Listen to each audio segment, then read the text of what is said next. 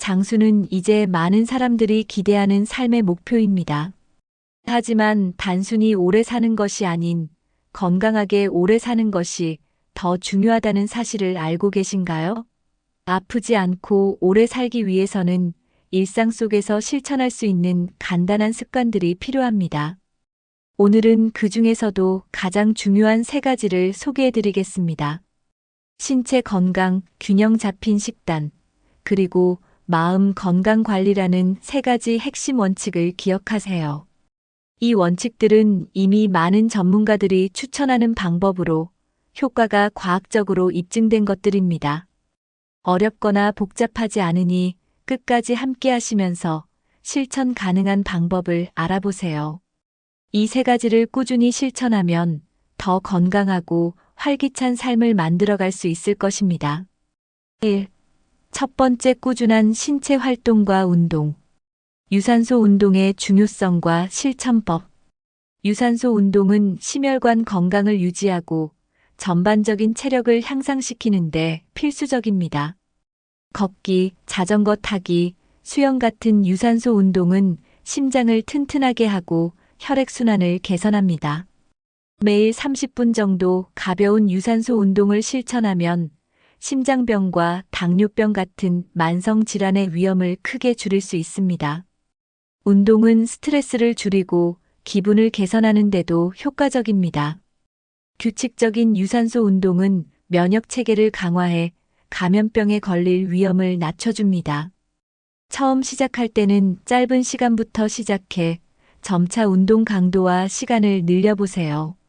운동을 즐겁게 하기 위해 음악을 들으며 걷거나 친구와 함께 운동하는 것도 좋은 방법입니다. 운동 습관을 만들기 위해 매일 같은 시간에 운동하는 일정을 정해보세요. 가장 중요한 것은 꾸준히 실천하는 것입니다. 유산소 운동은 건강한 노년을 위한 가장 기본적인 습관입니다. 근력 운동으로 근육과 관절 보호하기. 근력 운동은 나이가 들어도 근육과 관절을 건강하게 유지하는 데 필수적입니다. 근육량은 나이가 들수록 자연스럽게 줄어들지만 근력 운동으로 이를 예방할 수 있습니다. 예를 들어 가벼운 덤벨을 들거나 집에서 스쿼트와 같은 간단한 동작으로 시작해 보세요. 근력 운동은 뼈를 강화해 골다공증 위험을 줄이고 관절을 보호해 활동성을 유지하는 데 도움을 줍니다. 운동 초보자라면 전문가의 도움을 받아 적절한 동작과 무게를 선택하는 것이 중요합니다. 근력 운동은 주 23회, 하루 2030분 정도로 시작하는 것이 적합합니다.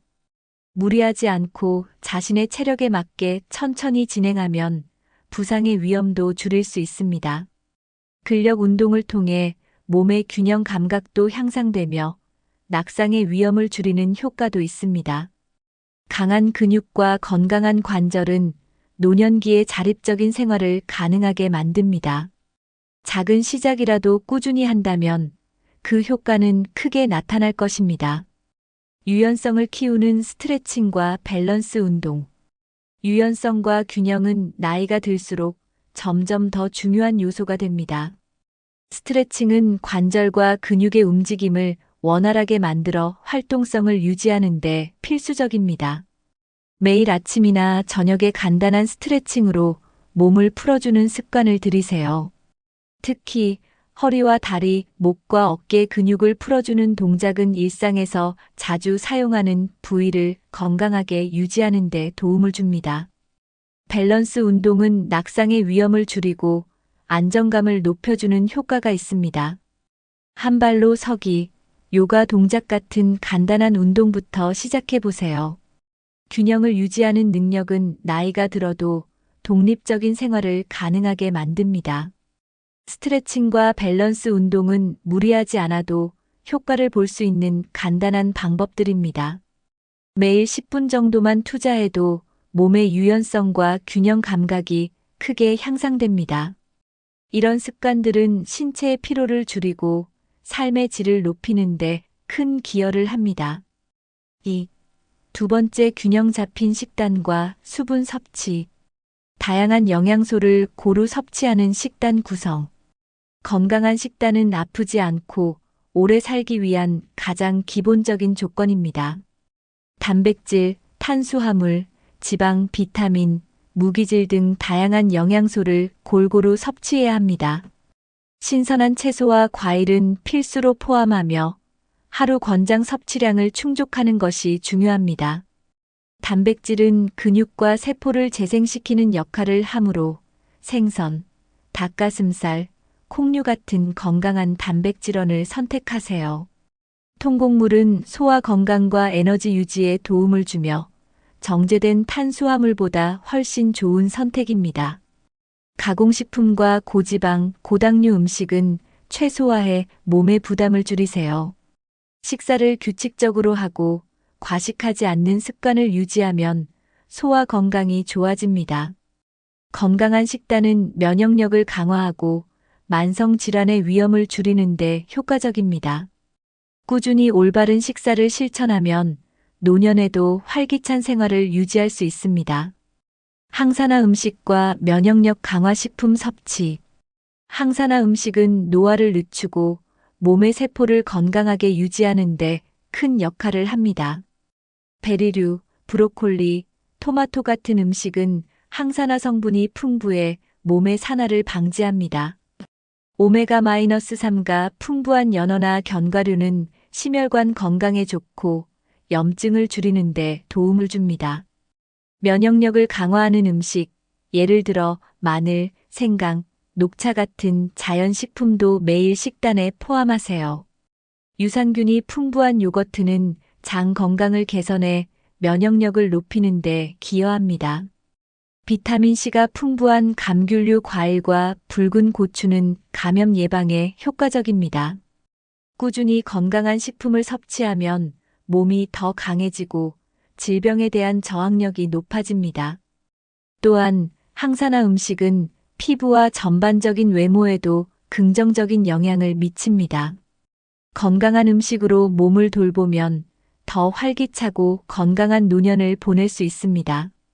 충분한 수분 섭취와 식사 타이밍의 중요성. 수분 섭취는 건강 유지에 있어 절대적으로 중요한 요소입니다. 하루에 1.5리터의 물을 꾸준히 마시는 것이 권장됩니다. 물은 신체에 노폐물을 배출하고 피부를 촉촉하게 유지하며 체온을 조절하는 데 도움을 줍니다. 탈수는 피로감, 두통, 소화 문제를 유발할 수 있으니 규칙적으로 물을 섭취하는 습관을 들이세요. 커피나 음료 대신 물이나 허브티를 선택하는 것도 좋은 방법입니다. 식사 타이밍도 건강에 큰 영향을 미칩니다. 아침은 꼭 챙기고 규칙적인 시간에 식사하면 소화기 건강을 개선할 수 있습니다. 늦은 저녁 식사는 피하고 자기 전 최소 23시간 전에 식사를 마치는 것이 좋습니다. 충분한 수분과 올바른 식사 타이밍은 신체 리듬을 조절하고 건강한 생활을 유지하는 데 필수적입니다. 이 간단한 습관은 질병 예방과 건강한 노화에 큰 도움을 줄 것입니다. 3. 세 번째, 마음 건강 관리와 스트레스 해소. 긍정적인 사고와 마음가짐 유지. 건강한 삶을 위해서는 몸뿐만 아니라 마음의 건강도 중요합니다. 긍정적인 사고와 마음가짐은 스트레스를 줄이고 정신적 안정을 유지하는 데 큰 역할을 합니다. 매일 감사한 일을 떠올리며 긍정적인 에너지를 채워보세요. 어려운 상황에서도 긍정적으로 생각하는 습관은 문제를 해결하는 힘을 줍니다. 명확한 목표와 작은 성취를 통해 자신감을 키우고 삶에 대한 만족감을 느낄 수 있습니다. 웃음은 최고의 치료제라고 하듯 일상에서 웃음을 자주 찾는 것도 중요합니다. 부정적인 사람이나 환경은 피하고 긍정적인 에너지를 주는 사람들과 시간을 보내세요. 긍정적인 사고는 심리적 스트레스를 줄이고 면역력을 강화하는 데도 도움을 줍니다. 마음가짐을 바꾸는 작은 변화가 건강한 삶을 만드는 시작점이 됩니다. 명상, 요가, 취미로 마음의 평화 찾기. 명상과 요가는 마음과 몸을 동시에 치유하는 강력한 도구입니다. 명상은 정신을 안정시키고 요가는 근육을 이완하며 스트레스를 해소합니다. 매일 10분만 투자해도 마음의 평화를 찾는데 큰 효과를 볼 수 있습니다. 좋아하는 취미를 찾는 것도 중요한 스트레스 해소 방법입니다. 예를 들어 그림 그리기, 음악 감상, 가드닝 같은 활동은 정신적 휴식을 제공합니다. 이러한 활동은 뇌를 자극하고 창의력을 키우며 삶의 활력을 더해줍니다. 자신에게 맞는 명상 방법이나 취미를 찾아 꾸준히 실천하면 심리적 안정감이 크게 높아집니다. 정신적 건강은 신체적 건강과 밀접하게 연결되어 있으므로 마음의 평화를 찾는 활동을 일상에 추가하세요. 스트레스를 줄이고 삶을 더 행복하게 만드는데 큰 도움을 줄 것입니다. 사람들과의 교류로 정서적 안정 얻기. 사회적 연결은 정신 건강을 유지하는데 매우 중요한 역할을 합니다. 친구나 가족과의 정기적인 대화와 만남은 정서적 안정감을 제공하고 외로움을 줄여줍니다. 가까운 사람들과 함께 시간을 보내며 자신의 감정과 생각을 공유하면 마음의 무게를 덜 수 있습니다. 새로운 사람들을 만나기 위해 지역 커뮤니티나 동호회에 참여하는 것도 좋은 방법입니다. 이러한 활동은 사회적 관계를 확장하고 다양한 관점을 배우는 기회를 제공합니다. 특히 같은 관심사를 공유하는 사람들과의 교류는 더 깊은 유대감을 형성하게 해줍니다. 사람들과의 교류는 스트레스를 완화하고 삶의 활력을 불어넣는데 필수적입니다. 또한 다른 사람들에게 긍정적인 영향을 주고받는 과정에서 자신도 성장하는 기회를 얻을 수 있습니다. 정서적 안정은 건강한 노화와 행복한 삶을 위해 꼭 필요한 요소입니다. 사람들과의 교류를 통해 더 풍요로운 삶을 만들어 가세요. 아프지 않고 오래 살기 위해서는 몸과 마음을 동시에 돌보는 습관이 필요합니다. 오늘 소개한 신체 활동, 균형 잡힌 식단, 마음 건강 관리는 노화를 늦추고 삶의 질을 높이는데 필수적인 요소입니다. 이 세 가지를 꾸준히 실천하며 건강하고 활기찬 노년을 준비하세요. 작은 변화가 큰 차이를 만들 수 있습니다. 이 영상이 유익하셨다면 구독과 좋아요를 눌러주세요.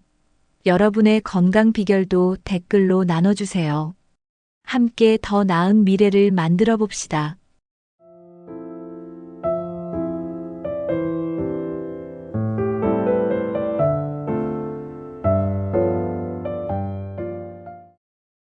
나이 들면 사람 만나기 귀찮다라고 생각한 적 있으신가요? 하지만 70대 이후에도 인간관계는 삶의 질을 결정하는 중요한 요소입니다. 좋은 인간관계를 유지하면 더 건강하고 더 행복한 삶을 살 수 있습니다. 반면 잘못된 인간관계는 스트레스가 되고 건강까지 해칠 수 있습니다. 인간관계를 어떻게 맺느냐에 따라 인생 후반부가 완전히 달라질 수 있습니다. 특히 무조건 많은 사람을 만나는 것이 아니라 좋은 사람을 만나는 것이 중요합니다. 어떤 사람들은 긍정적인 에너지를 주지만 어떤 사람들은 만나면 피곤해지고 기운이 빠집니다. 노년이 될수록 어떤 사람을 초대하고 어떤 사람을 멀리해야 하는지 잘 선택해야 합니다. 오늘 영상에서는 70대 이후 꼭 초대하면 좋은 사람들과 절대 초대하지 말아야 할 사람들을 알려드리겠습니다. 혹시라도 지금 주변에 부정적인 영향을 주는 사람이 있다면 관계를 다시 생각해 보는 것도 필요합니다. 여러분의 인간관계는 지금 건강한가요? 지금부터 좋은 인간관계를 유지하는 방법과 피해야 할 사람들에 대해 알아보겠습니다. 영상 끝까지 보시고 여러분의 생각도 댓글로 남겨주세요. 좋아요와 구독도 잊지 마시고요. 자, 그럼 시작해 볼까요? 사람은 혼자서는 살아갈 수 없습니다.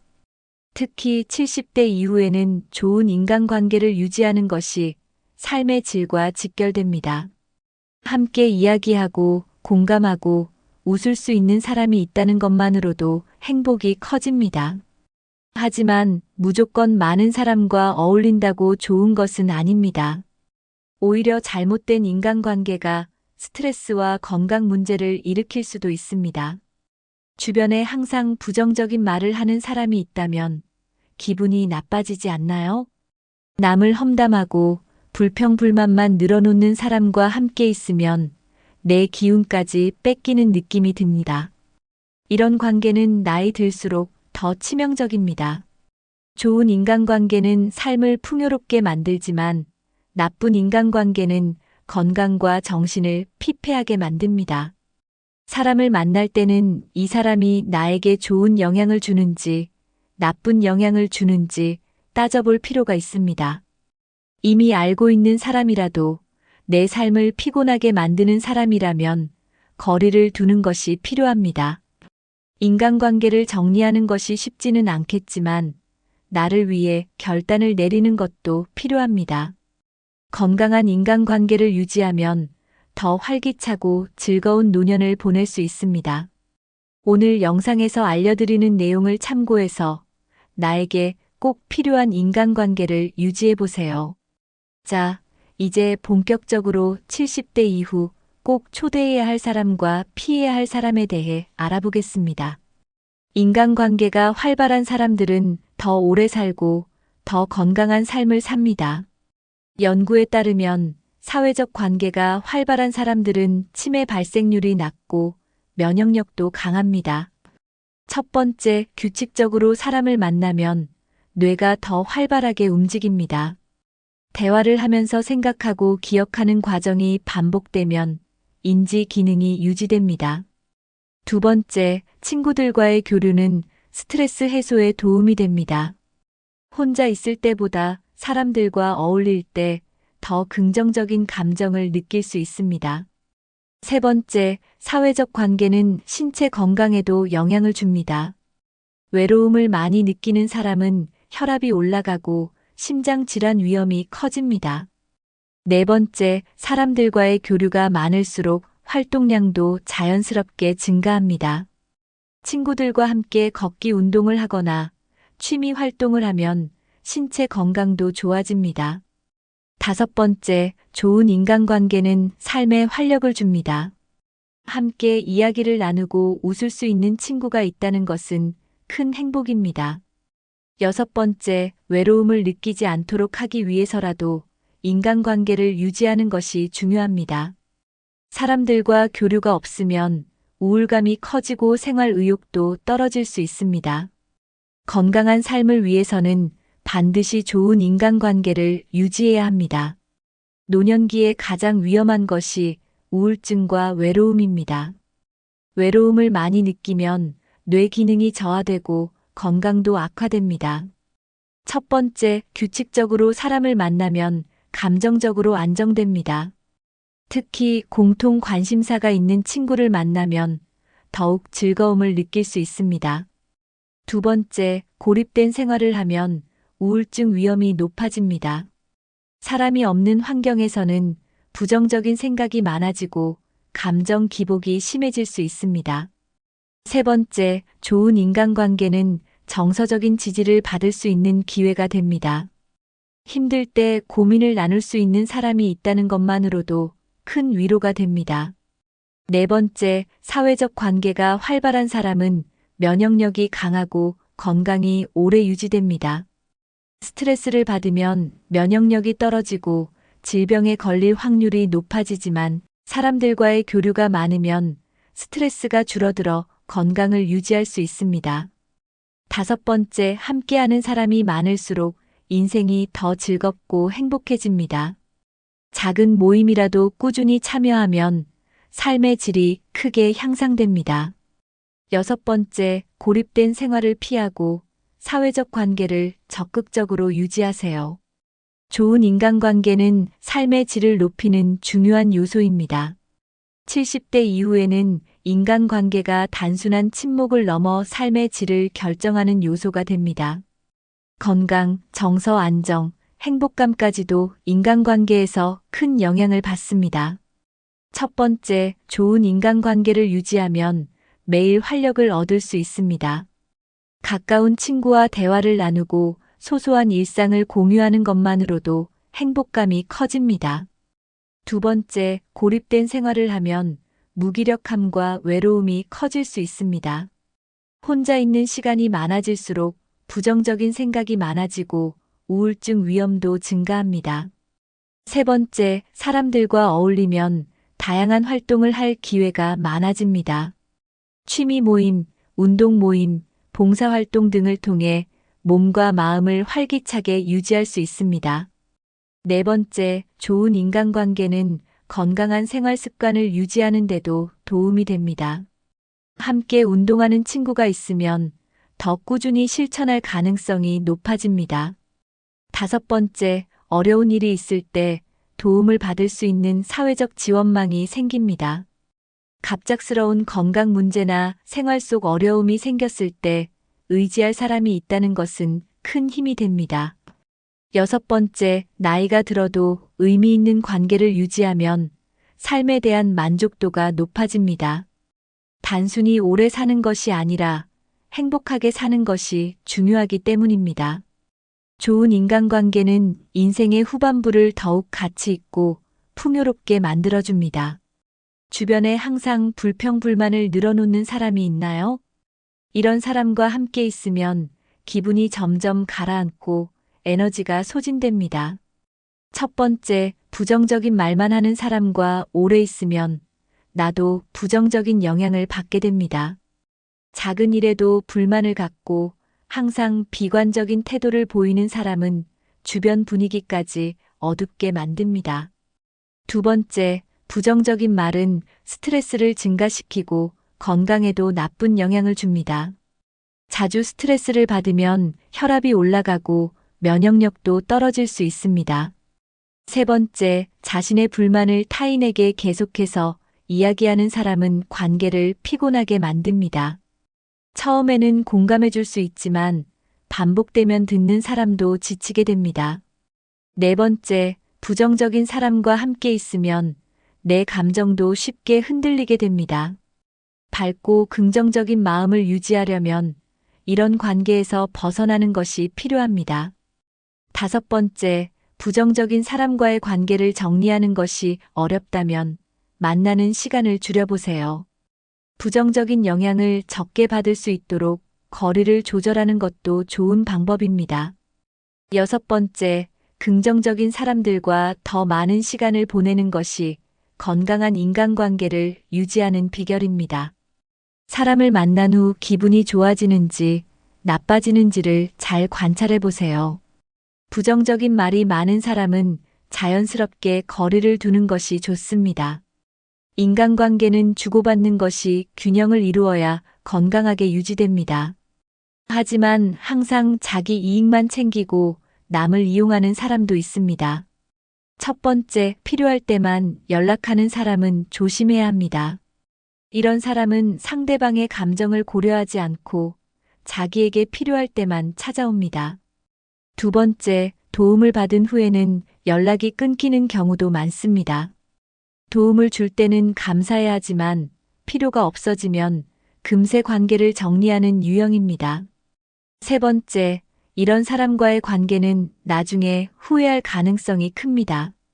처음에는 친절하게 다가오지만 결국 자신의 이익을 위해 관계를 유지하는 경우가 많습니다. 네 번째, 필요한 일 외에는 연락하지 않는 관계라면 다시 생각해 볼 필요가 있습니다. 진정한 친구는 힘들 때도 함께하고 서로의 상황을 배려하는 관계입니다. 다섯 번째, 이용당하는 느낌이 들 때는 분명하게 선을 긋는 것이 중요합니다. 거절하는 것이 어렵더라도 자신의 감정을 우선적으로 생각하는 것이 필요합니다. 여섯 번째, 서로 도움을 주고받는 관계가 아니라면 결국 건강한 인간관계가 아닙니다. 이용하려는 사람이 주변에 있다면 점차 거리를 두는 것이 최선입니다. 이런 관계를 정리하면 더 건강하고 행복한 인간관계를 만들 수 있습니다. 누군가의 험담을 즐기는 사람과 가까이 하면 언젠가는 내 이야기도 험담의 대상이 될 수 있습니다. 험담을 자주 하는 사람과 어울리면 내 이미지도 부정적으로 보일 가능성이 큽니다. 첫 번째, 다른 사람을 험담하는 사람은 나중에 내 이야기도 할 가능성이 높습니다. 오늘은 다른 사람의 험담을 하지만 내일은 내 이야기를 할 수도 있습니다. 두 번째, 부정적인 대화는 스트레스를 증가시키고 감정을 불안하게 만듭니다. 남을 비난하는 이야기를 듣다 보면 나도 모르게 같은 태도를 가지게 될 수 있습니다. 세 번째, 건강한 인간관계를 위해서는 정직하고 긍정적인 사람들과 어울리는 것이 좋습니다. 함께 대화를 나누는 시간이 즐겁고 유익해야 합니다. 네 번째, 험담을 즐기는 사람과 가까이 하면 결국 인간관계에서 불필요한 갈등이 생깁니다.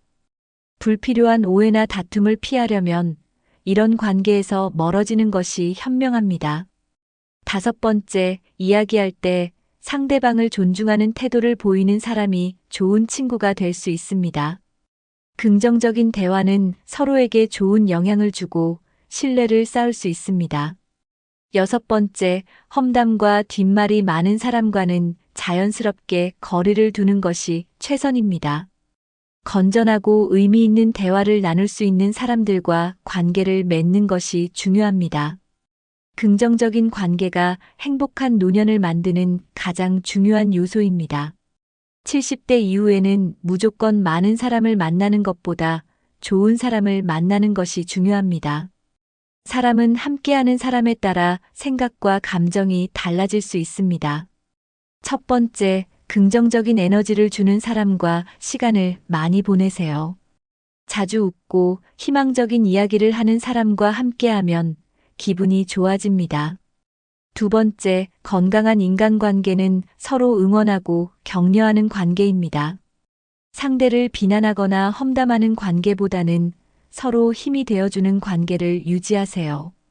세 번째, 함께하면 편안한 사람을 찾는 것이 중요합니다. 억지로 맞추려고 노력하는 관계보다는 자연스럽게 어울릴 수 있는 사람이 좋습니다. 네 번째, 나에게 긍정적인 영향을 주는 사람이 누구인지 스스로 생각해 보세요. 만난 후 기분이 좋아지는 사람과는 더 자주 만나고 스트레스를 주는 사람과는 거리를 두세요. 다섯 번째, 긍정적인 대화를 나누는 습관을 가지는 것도 중요합니다. 좋은 말을 많이 하고 상대의 장점을 바라보면 관계가 더욱 깊어질 수 있습니다. 여섯 번째, 자신이 긍정적인 사람이 되려고 노력하는 것도 중요합니다. 내가 긍정적인 에너지를 가지고 있으면 좋은 사람들이 주변에 더 많아집니다. 좋은 사람과의 관계를 우선하면 건강하고 행복한 삶을 유지할 수 있습니다. 건강한 인간관계를 위해서는 서로를 존중하는 태도가 중요합니다. 상대방의 의견을 존중하고 배려하는 마음을 가지면 관계가 더욱 돈독해집니다. 첫 번째, 상대방의 말에 귀 기울이고 공감하는 것이 중요합니다. 대화할 때 관심을 가지고 경청하면 상대방도 더 편안함을 느낍니다. 두 번째, 작은 배려가 인간관계를 좋게 만듭니다. 예를 들어 상대방의 기분을 고려해서 말하는 습관을 가지면 갈등을 줄일 수 있습니다. 세 번째, 상대방의 삶을 존중하는 태도를 가지세요. 내 생각과 다르더라도 강요하지 않고 서로 다른 점을 인정하는 것이 중요합니다. 네 번째, 불필요한 논쟁이나 다툼은 피하는 것이 좋습니다. 특히 나이가 들수록 사소한 갈등이 관계를 멀어지게 만들 수 있습니다. 다섯 번째, 상대방을 칭찬하고 격려하는 습관을 가지면 관계가 더욱 긍정적으로 변합니다. 좋은 말을 하면 상대방도 기분이 좋아지고 더 좋은 관계를 유지할 수 있습니다. 여섯 번째, 관계를 유지하는 데 있어서 존중은 가장 중요한 요소입니다. 서로를 존중하면 신뢰가 생기고 관계가 더욱 편안해집니다. 서로를 존중하고 배려하는 관계를 유지하면 행복한 인간관계를 만들 수 있습니다. 인간관계를 더 돈독하게 만들려면 함께 의미 있는 시간을 보내는 것이 중요합니다. 단순한 만남보다는 공통된 관심사를 나누는 것이 더욱 즐겁고 유익할 수 있습니다. 첫 번째, 같이 할 수 있는 취미를 찾으면 자연스럽게 관계가 더 깊어집니다. 예를 들어 등산, 걷기 운동, 독서 모임, 요리 같은 활동이 좋은 예입니다. 두 번째, 규칙적으로 만나는 것이 관계를 유지하는 데 도움이 됩니다. 가끔 만나는 것보다 정기적으로 시간을 정해서 만나는 것이 더욱 좋습니다. 세 번째, 함께하는 활동이 많아질수록 자연스럽게 친밀감도 증가합니다. 사람들과 어울리면서 공통된 경험을 쌓으면 더 많은 대화를 나눌 수 있습니다. 네 번째, 건강을 유지할 수 있는 활동을 함께하면 더욱 좋습니다.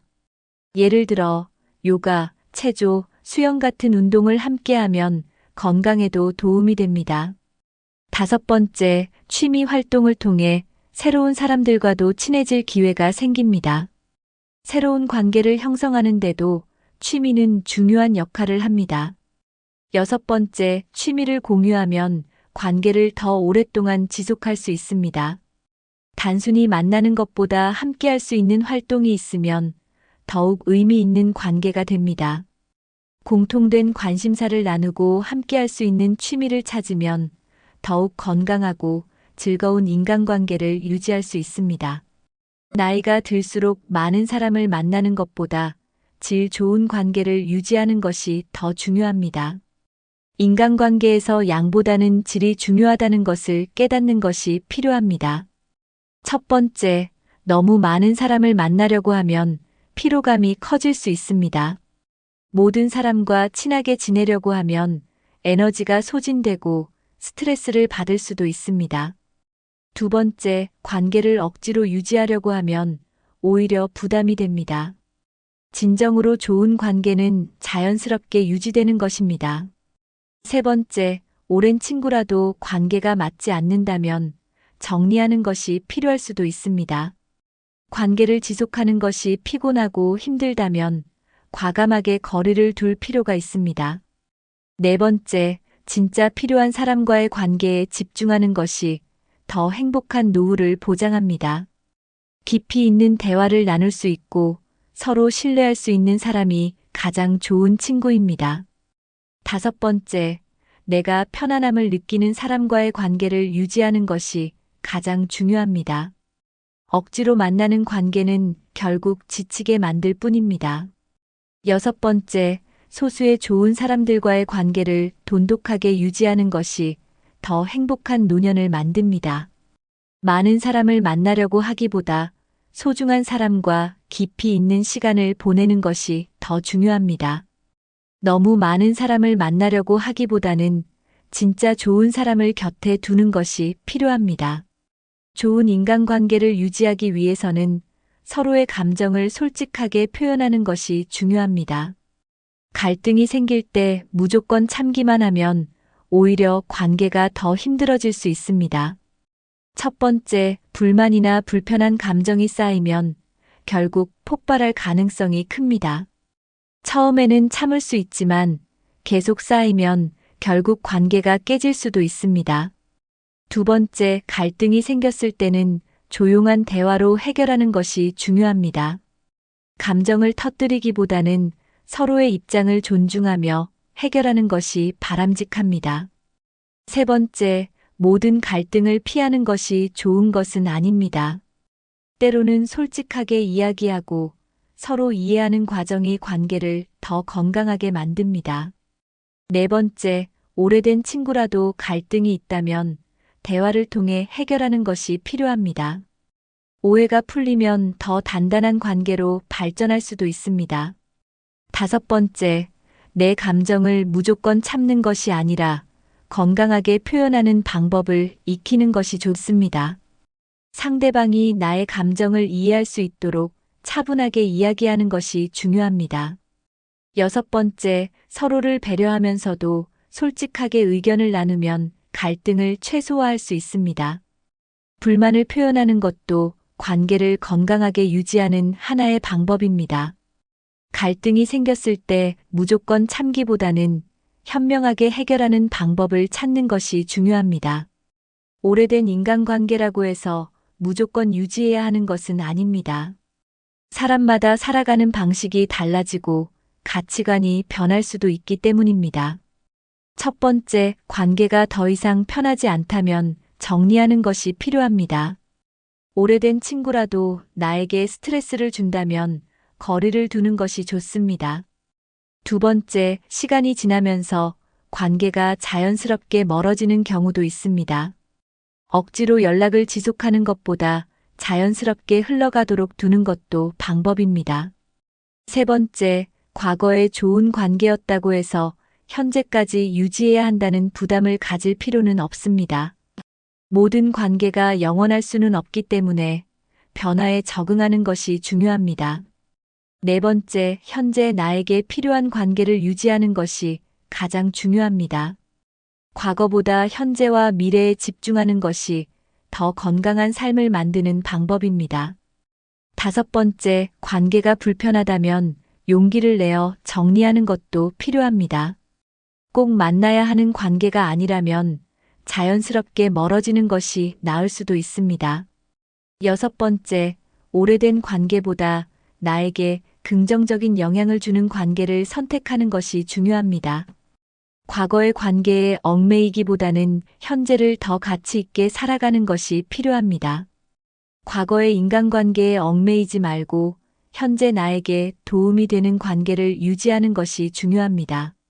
인간관계는 공통된 관심사를 가진 사람들과 어울릴 때 더 즐겁고 의미 있습니다. 취미나 가치관이 비슷한 사람들과의 관계는 더욱 오래 유지될 가능성이 높습니다. 첫 번째, 취미 활동을 통해 새로운 사람들을 만나는 것이 좋은 방법입니다. 등산, 독서, 악기 연주, 그림 그리기 등 다양한 취미를 통해 사람들과 어울릴 수 있습니다. 두 번째, 공통된 관심사를 가진 사람들과 만나면 대화가 더 즐겁고 자연스럽습니다. 서로 공감할 수 있는 부분이 많으면 관계가 더욱 단단해집니다. 세 번째, 새로운 모임이나 동호회에 참여하는 것도 좋은 방법입니다. 관심 있는 활동을 함께하면 자연스럽게 친해질 수 있습니다. 네 번째, 온라인을 활용해서 같은 관심사를 가진 사람들과 교류할 수도 있습니다. 요즘은 SNS나 카페 등을 통해 비슷한 취미를 가진 사람들과 연결될 수 있습니다. 다섯 번째, 좋은 인간관계를 만들기 위해서는 적극적으로 나서는 것이 중요합니다. 새로운 사람을 만나려면 먼저 대화를 걸어보고 열린 마음을 가지는 것이 필요합니다. 여섯 번째, 같은 취미를 가진 사람들과 꾸준히 교류하면 더욱 돈독한 관계를 유지할 수 있습니다. 함께 할 수 있는 활동이 많으면 자연스럽게 친밀감도 깊어집니다. 공통된 관심사를 가진 사람들과 관계를 맺으면 더 건강하고 행복한 인간관계를 유지할 수 있습니다. 좋은 인간관계를 유지하기 위해서는 신뢰가 가장 중요합니다. 신뢰할 수 있는 사람과의 관계는 나이가 들어도 변하지 않고 지속됩니다. 첫 번째, 서로 믿을 수 있는 사람과의 관계를 우선해야 합니다. 믿음이 가는 사람과 함께하면 더 안정감을 느낄 수 있습니다. 두 번째, 오랜 친구라도 연락을 하지 않으면 자연스럽게 멀어질 수 있습니다. 가끔이라도 안부를 묻고 연락을 주고받는 것이 중요합니다. 세 번째, 한 달에 한 번이라도 만나거나 전화로 소통하는 습관을 가지세요. 가까운 사이일수록 연락을 소홀히 하지 않는 것이 관계 유지에 도움이 됩니다. 네 번째, 신뢰를 쌓기 위해서는 서로에게 솔직해야 합니다. 진심 어린 대화는 관계를 더 단단하게 만들어줍니다. 다섯 번째, 상대방이 필요할 때 먼저 연락해주는 것도 신뢰를 쌓는 방법입니다. 힘들 때 먼저 위로해주는 사람은 진정한 친구입니다. 여섯 번째, 적당한 거리를 유지하면서도 꾸준히 소통하는 것이 중요합니다. 너무 자주 연락하는 것이 부담이 될 수도 있으니 서로 편한 방식으로 교류하는 것이 좋습니다. 신뢰할 수 있는 사람과 지속적인 관계를 유지하면 외롭지 않고 행복한 노후를 보낼 수 있습니다. 나이가 들수록 불필요한 인간관계를 정리하는 것도 중요합니다. 모든 인간관계를 유지하려고 하면 오히려 스트레스가 될 수 있습니다. 첫 번째, 불필요한 인간관계를 유지하는 것보다 나에게 필요한 관계에 집중하는 것이 좋습니다. 관계가 부담스럽고 힘들다면 과감하게 정리하는 것도 필요합니다. 두 번째, 나에게 부정적인 영향을 주는 사람과는 거리를 두는 것이 중요합니다. 함께하면 기분이 나빠지는 사람보다는 긍정적인 영향을 주는 사람을 가까이 하는 것이 좋습니다. 세 번째, 모든 사람과 친하게 지내려고 노력할 필요는 없습니다. 나와 맞지 않는 사람과 억지로 관계를 유지하려고 하면 오히려 피곤해집니다. 네 번째, 관계를 정리한다고 해서 나쁜 사람이 되는 것은 아닙니다. 나 자신을 위한 선택을 하는 것도 건강한 삶을 위한 중요한 과정입니다. 다섯 번째, 한 번쯤 내 주변 인간관계를 점검해 보는 것도 필요합니다. 어떤 사람이 나에게 좋은 영향을 주고 있는지, 어떤 관계가 스트레스를 주는지 생각해 보세요. 여섯 번째, 새로운 좋은 사람들과 관계를 맺기 위해서는 기존의 불필요한 관계를 정리하는 것이 필요할 수도 있습니다. 과거에 집착하지 않고 현재와 미래를 위해 건강한 인간관계를 선택하는 것이 중요합니다. 인간관계를 정리할 줄 아는 용기를 가지면 더 자유롭고 행복한 삶을 살 수 있습니다.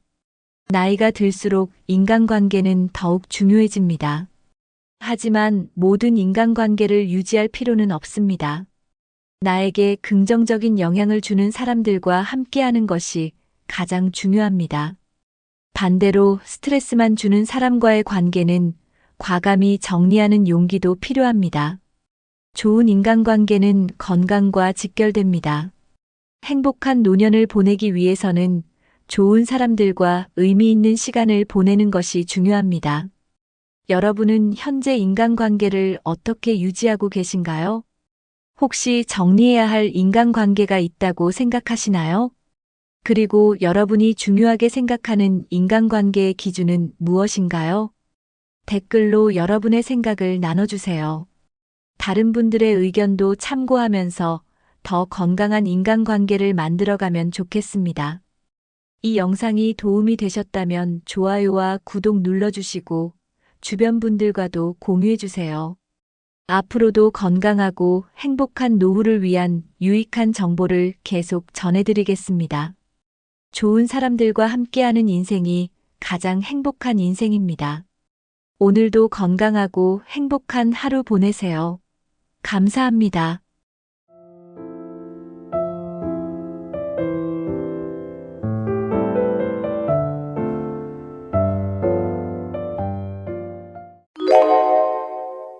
여러분, 70이 넘으면 정말 시간이 너무 길게 느껴지죠. 아침에 일어나면 오늘은 뭘 해야 하나 고민부터 시작됩니다.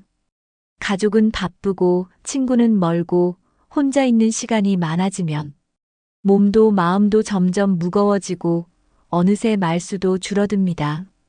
외롭고 우울하다는 말을 자주 듣게 되는 것도 이 때문이에요. 그런데요, 실제로 마음이 먼저 무너지면 몸도 따라 아프고 기운도 점점 빠지게 됩니다. 그래서 중요한 게 있습니다. 바로 취미입니다. 그냥 시간 때우는 게 아니라 내 삶에 활력을 주는 진짜 힘이에요. 취미는 머리를 자극하고 손을 움직이고 대화를 만들어줍니다. 재미있고 보람도 있고 무엇보다 마음이 밝아져요. 오늘 영상에서는 70대에 꼭 시작하면 좋은 취미 6가지를 알려드릴게요. 혼자서도 쉽게 할 수 있고 건강에도 도움되는 활동만 모았습니다. 지금부터 외로움과 우울을 날려줄 취미 6가지 함께 만나보시죠. 그림은 손과 뇌를 동시에 움직이는 아주 좋은 활동입니다. 연필을 쥐고 색을 고르면서 자연스럽게 집중력이 살아나요. 특히 색을 칠할 때는 마음이 차분해지고 스트레스도 줄어듭니다. 감정을 말로 표현하기 어려울 때 그림이 대신해줘요. 작품을 완성하면 작지만 큰 성취감도 따라옵니다. 그림은 잘 그리려고 하지 않아도 괜찮습니다. 색칠 공부처럼 단순한 활동도 뇌 자극에 충분해요. 선을 긋고 색을 고르는 동안 뇌는 계속 움직입니다. 종이에 손을 대는 그 순간부터 집중력이 확 달라집니다. 손끝의 움직임이 생각보다 뇌 건강에 큰 영향을 줍니다. 혼자서도 할 수 있고 가족과 함께하면 더 즐거워요. 손주와 함께 색칠하거나 친구와 전시회를 가도 좋습니다. 그림은 감정을 담는 그릇이고 마음을 비우는 도구입니다. 그리고 완성한 그림은 나만의 작품으로 남아 기분까지 좋게 만들어요. 하루 한 장, 나만의 작은 전시회를 열어보는 건 어떨까요? 손뜨개나 공예는 조용히 집중할 수 있는 시간이 생깁니다. 실을 꼬고 바늘을 움직이며 반복 동작을 하다 보면 마음이 편안해져요. 무엇보다 결과물이 눈에 보이니까 자존감도 올라갑니다. 목도리 하나를 완성하면 내가 해냈다는 뿌듯함이 생기죠. 나만의 시간이 생기면서 생각도 정리되고 감정도 가라앉습니다. 손을 계속 움직이면 뇌가 자극을 받아 기억력에도 도움이 돼요. 단순 반복 작업이지만 생각보다 집중력을 많이 써야 하거든요. 그런 집중이 스트레스를 내려놓게 만들어줍니다. 조용한 음악을 틀고 손뜨개를 하면 금세 시간이 지나가요. 하루 30분만 해도 마음이 훨씬 안정됩니다. 혼자 해도 좋고 동네 공방이나 문화센터에서 함께 배워도 좋아요. 요즘은 복지관이나 교회에도 소모임이 많아서 참여하기 쉽습니다. 함께 뜨개질하면서 대화를 나누는 것도 좋은 뇌 운동이에요. 작품을 만들어 선물로 주면 받는 분도 주는 분도 행복해져요. 실 한 타래에서 시작되는 기쁨, 지금 한번 느껴보세요. 악기를 배우면 손과 귀, 뇌가 동시에 자극을 받습니다. 새로운 것을 익히는 과정에서 뇌는 활발하게 움직여요. 피아노, 우쿨렐레, 하모니카처럼 간단한 악기부터 시작해 보세요. 손가락을 쓰고 음을 듣고 박자를 맞추는 활동은 뇌 전체를 깨웁니다. 특히 악기를 배우는 분들은 집중력과 기억력이 오래 유지된다고 해요. 처음엔 서툴 수 있지만 천천히 익히는 재미가 있습니다. 한 곡을 끝까지 연주했을 때 느끼는 성취감은 정말 큽니다. 악보를 보며 따라하는 것도 뇌 자극에 아주 좋아요. 반복하면서 실력이 늘고 자신감도 생깁니다. 연주를 통해 기분이 좋아지고 스트레스도 줄어듭니다. 가족 앞에서 한 곡 들려주는 것도 좋은 목표가 됩니다. 손주 생일날 간단한 노래를 연주해주면 추억도 되고 감동도 되겠죠. 배움에는 나이가 없다는 걸 스스로 느끼게 될 거예요. 음악은 감정을 위로하고 삶을 풍요롭게 만들어줍니다. 지금 가장 가까운 문화센터나 유튜브 강좌로 도전해보세요. 걷기는 가장 쉬운 운동이면서 가장 좋은 취미가 될 수 있어요. 동네 공원부터 시작해서 계절마다 다른 길을 걸어보세요. 꽃이 피고 낙엽이 지고 바람이 불고 자연이 말을 걸어옵니다. 걷는 동안 생각도 정리되고 마음도 편해집니다. 몸이 움직이니까 우울한 생각도 저절로 멀어져요. 평소 가던 길 대신 새로운 골목으로 가보는 것도 좋은 자극입니다. 낯선 길에서 작은 발견을 하게 되면 기분도 새로워져요. 익숙함 속에 지루함을 느낀다면 새로운 길이 답이 됩니다. 카메라나 휴대폰으로 길에서 본 풍경을 찍어보는 것도 재미있어요. 그렇게 찍은 사진을 모아두면 나만의 여행 기록이 됩니다. 혼자 걸어도 좋고 친구와 함께해도 좋아요. 누군가와 나란히 걸으며 나누는 대화는 특별합니다. 건강을 챙기고 관계도 챙기는 일석이조의 시간이에요. 매일 30분이라도 규칙적으로 걷는 습관을 들여보세요. 여행은 먼 데로 떠나는 게 아니라 내 걸음으로 만드는 것입니다. 책을 읽는 것 자체가 뇌에 큰 자극을 줍니다. 거기에다 책 내용을 누군가와 함께 나누면 효과는 2배예요. 책 속 이야기로 대화를 나누면 기억력과 사고력이 함께 자라납니다. 말하는 연습은 치매 예방에 특히 좋다고 알려져 있어요. 평소보다 말을 더 하게 되면 말실수도 줄어들고 자신감도 생깁니다. 책 모임은 소통과 공감을 동시에 할 수 있는 공간이에요. 내가 느낀 걸 말하고 다른 사람의 생각을 듣는 것도 배움이 됩니다. 정해진 책이 아니더라도 시 한 편, 짧은 수필 하나로도 충분해요. 내용보다 중요한 건 함께 나누는 그 시간입니다. 그렇게 이어지는 대화는 외로움을 줄이고 관계를 회복시켜줍니다. 손자녀와 책을 함께 읽는 것도 좋은 방법이에요. 함께 읽고 이야기하면 자연스럽게 세대 차이도 좁혀집니다. 말하는 힘은 나이와 상관없이 계속 길러야 하는 능력입니다. 책은 좋은 대화의 시작점이자 마음을 여는 열쇠예요. 혼자 읽지 마시고 함께 나누는 읽기로 기쁨을 느껴보세요. 땅을 만지고 씨앗을 심는 일은 마음을 다독이는 최고의 치유입니다. 매일 식물이 자라는 모습을 보는 건 큰 기쁨이에요. 물을 주고 흙을 손으로 만지는 그 순간 마음도 편안해집니다. 식물을 돌보는 시간은 내 자신을 돌보는 시간이기도 해요. 정서적으로도 안정되고 우울한 기분도 많이 줄어듭니다.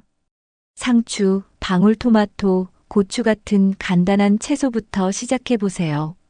계절마다 다른 씨앗을 심는 재미도 쏠쏠합니다. 꽃을 키우는 것도 좋고 허브 같은 향기 나는 식물도 추천해요. 식물을 키우는 동안 나도 함께 성장하게 됩니다.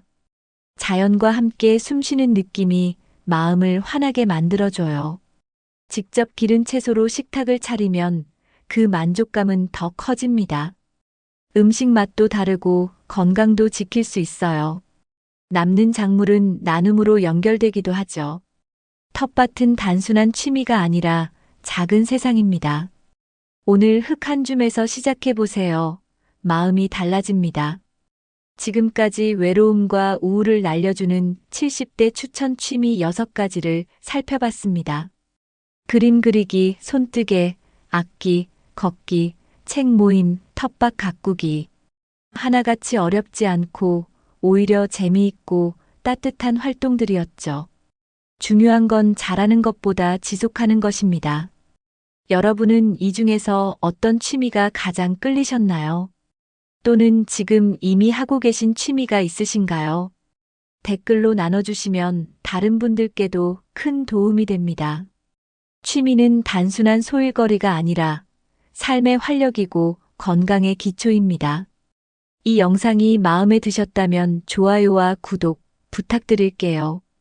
여러분의 하루하루가 더 활기차고 따뜻해지길 바라며 오늘부터 나만의 취미 하나 시작해 보시는 건 어떨까요?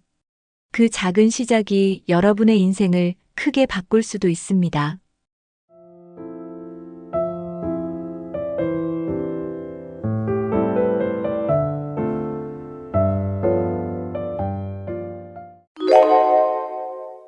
은퇴를 하면 제일 먼저 걱정되는 게 뭘까요?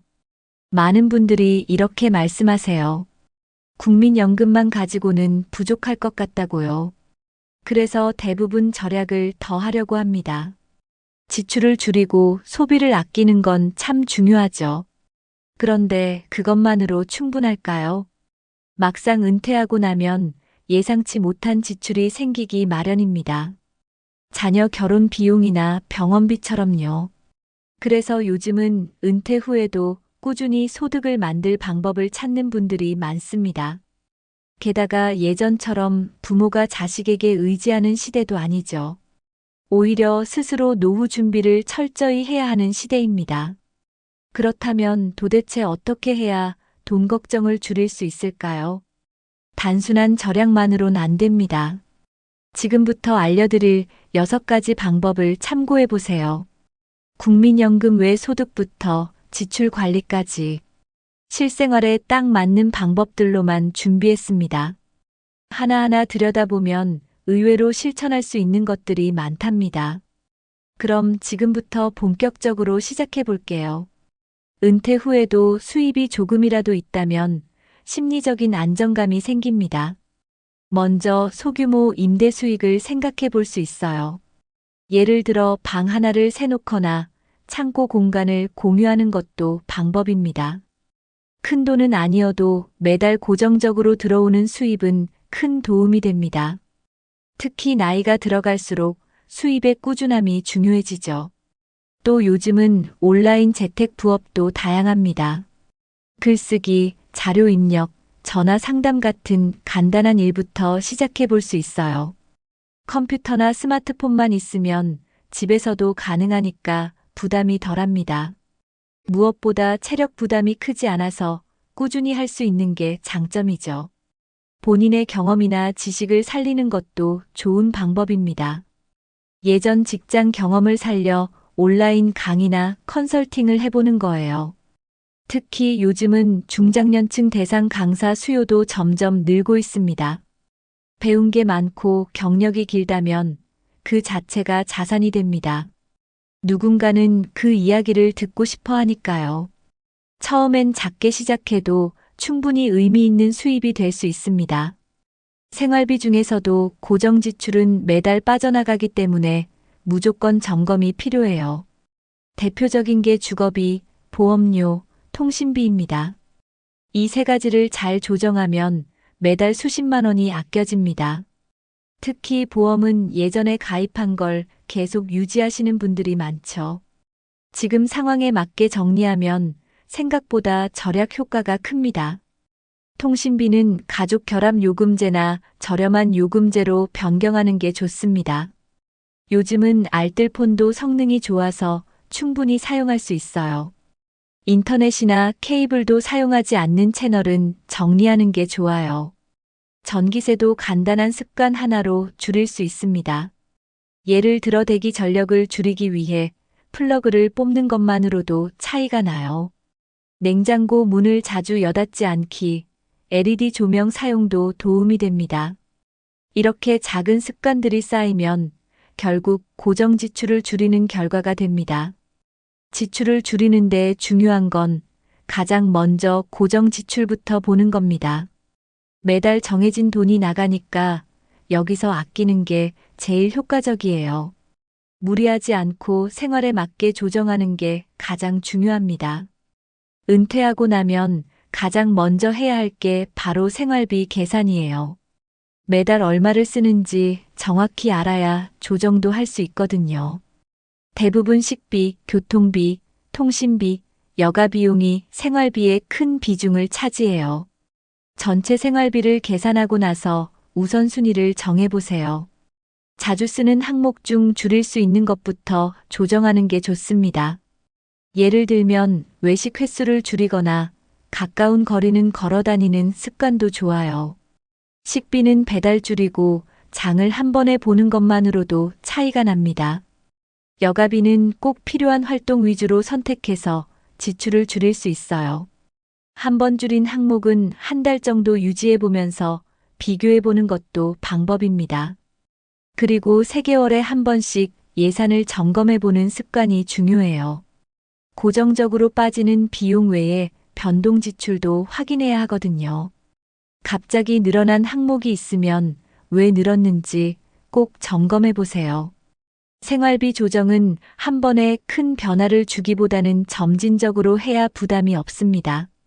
처음엔 번거로울 수 있지만 익숙해지면 자연스럽게 몸에 배어요. 이렇게 조정된 생활비 패턴은 은퇴 이후 삶에 큰 도움이 됩니다. 부모로서 자녀에게 도움 주고 싶은 마음은 누구나 같아요. 하지만 지나치면 내 노후가 흔들릴 수 있습니다. 도와주는 것과 떠안는 건 확실히 다릅니다. 자녀가 성인이 된 이후에는 현실적인 선을 정하는 게 중요해요. 예를 들어 결혼 자금이나 전세 보증금 지원도 정해진 범위 안에서만 도와야 해요. 무리하게 대출을 내서 도와주면 결국 부모가 더 힘들어지죠. 이런 이야기는 자녀와도 솔직하게 나눌 필요가 있어요. 내가 가진 재정 상황을 정확히 설명하면 자녀도 이해할 수 있습니다. 단호하면서도 따뜻하게 이야기하는 게 포인트입니다. 그 대신 지식이나 경험으로 도와주는 건 아끼지 말아야 해요. 돈보다는 부모의 조언이 더 큰 자산일 수 있거든요. 자녀와 건강한 경제적 거리를 유지하는 건 서로를 위한 일이에요. 지나치게 도와주면 자녀가 자립하는데도 방해가 됩니다. 나중에 서로 서운해지지 않도록 지금부터 경계를 명확히 해야 해요. 내 노후를 지키는 것이 결국 자녀에게 짐이 되지 않는 가장 현명한 방법입니다. 은퇴했다고 해서 무조건 쉬기만 하면 오히려 건강에 좋지 않아요. 활동을 유지하면 정신도 맑아지고 삶의 의욕도 생깁니다. 중요한 건 무리하지 않고 꾸준히 할 수 있는 활동을 찾는 거예요. 산책 모임이나 자원봉사, 동네 마을 활동도 아주 좋아요. 몸을 움직이면서 사람들과 교류하면 외로움도 줄어들어요. 지자체에서 운영하는 시니어 일자리도 꼭 확인해 보세요. 간단한 행정 보조나 문화센터 도우미 같은 일들이 많거든요. 일주일에 몇 시간만 투자해도 꽤 의미 있는 수입이 생깁니다. 공공기관에 문의하면 상세히 안내받을 수 있어요. 취미를 수입으로 연결하는 것도 한 방법이에요. 손재주 있는 분들은 공예품을 만들어 판매하기도 하고요. 정원 가꾸기나 그림, 사진 같은 것도 온라인으로 공유하면 반응이 좋아요. 처음엔 소소하게 시작하더라도 꾸준히 하다 보면 수입으로도 이어질 수 있습니다.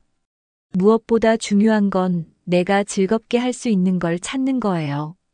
활동적인 노후는 건강과 돈, 두 마리 토끼를 잡는 길입니다. 돈 걱정은 단순히 금액의 문제가 아니라 마음의 문제일 때가 많아요.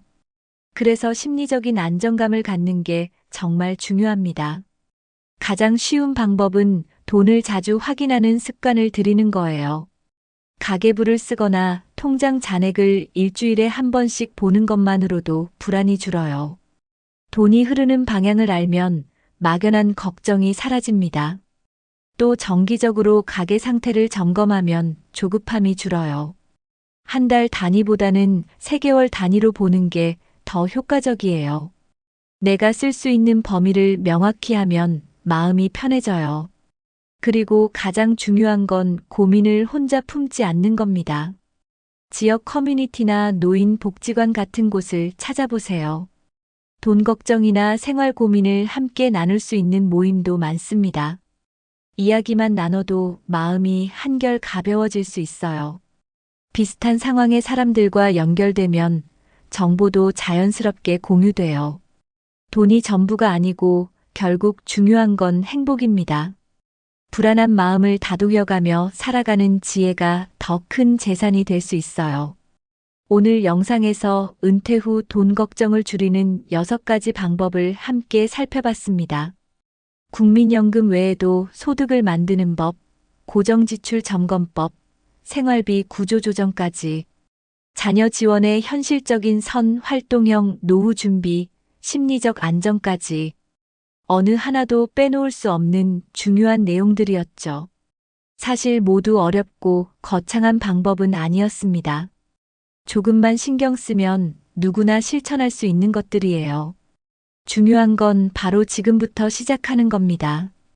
오늘 영상 보시면서 가장 공감된 부분은 어디였나요? 혹시 지금 실천 중인 좋은 습관이 있다면 댓글로 나눠주세요. 다른 분들에게도 큰 도움이 될 거예요. 이 영상이 도움이 되셨다면 좋아요와 구독도 부탁드릴게요. 가족이나 친구들과도 함께 공유해 주시면 좋겠습니다. 은퇴 후에도 돈 걱정 없이 마음 편하게 살아가시길 바랍니다. 다음 영상에서도 더 좋은 정보로 찾아뵐게요.